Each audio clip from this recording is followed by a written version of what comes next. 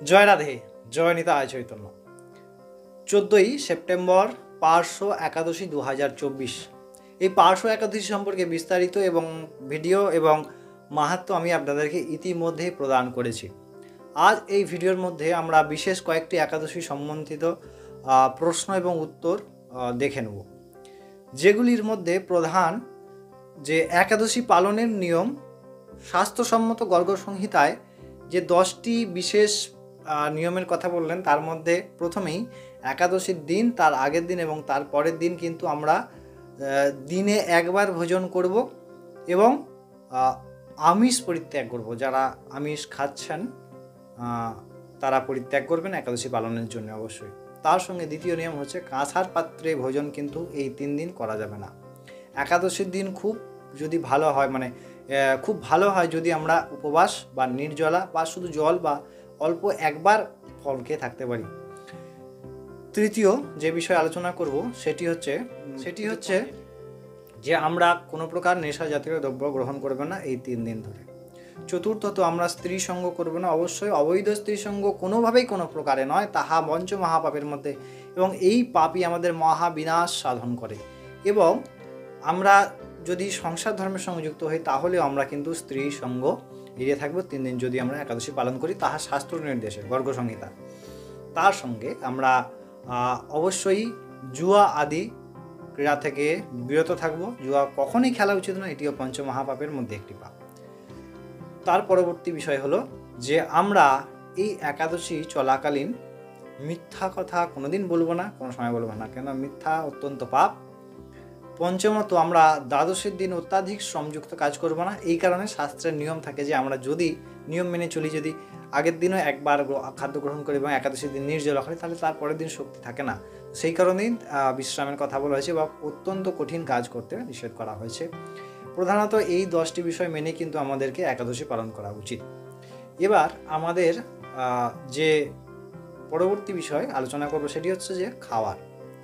ধরুন সবাই তো আর নির্জলা করতে পারে না একাদশী, অনেকের গুরুপাঠ নির্দেশ করেন।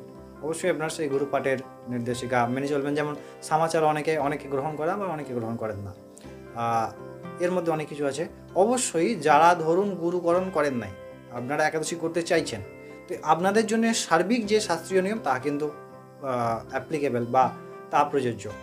যেমন আপনারা পঞ্চপ্রকার রবি শস্য 5 প্রকার, মানে শুধু 5টি শস্য নয়, 5 প্রকারের মধ্যে যত প্রকার আছে, যতগুলি আছে সেই 5 প্রকার রবি শস্য কিন্তু গ্রহণ করবেন না।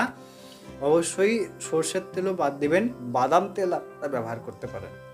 অত্যাধিক বীজযুক্ত শস্য গ্রহণ করা নিষেধ। এরপরে আসি এই যে একাদশীর পরের দিন তার পারণ।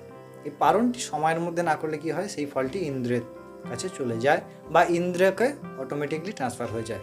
এবার এইখানে একটি বিষয় হচ্ছে, আমরা যদি ভগবানের উদ্দেশ্যে ব্রত করি তাহলে আমার সংকল্পও নেই, বিকল্পও নেই। কারণ ভগবান বলছেন যে কর্মণ্যেবাধিকারস্তে মা ফলেষু কদাচন। এখন সেই ফল নিয়ে ভগবান, কারণ আমি তো ভগবানের জন্য করছি এবং সেই ফল আমি মনে মনে ভগবানকে জানিয়ে রাখছি যে প্রভু এই একাদশী করছি আমি তোমার জন্যে, তোমার প্রসন্ন বিধানের জন্য, এর ফলও তোমার শ্রীচরণে। তখন আর কোনো রকম বিঘ্ন হয় না, আমাদের লাভ নেই।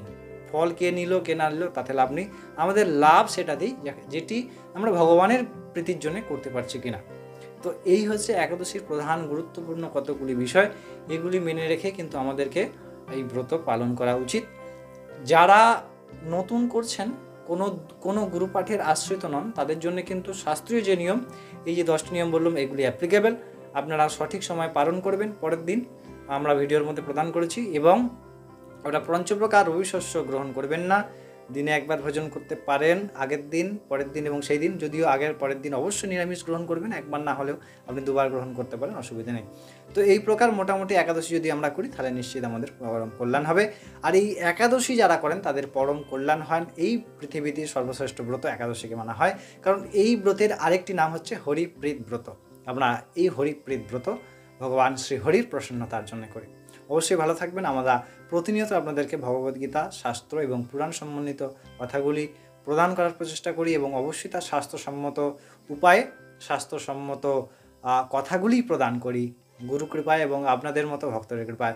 অনেক ভালো থাকবেন, সুস্থ থাকবেন। আবার পরবর্তী সময় দেখাবে, ততক্ষণ জয় রাধে, জয় নিতাই।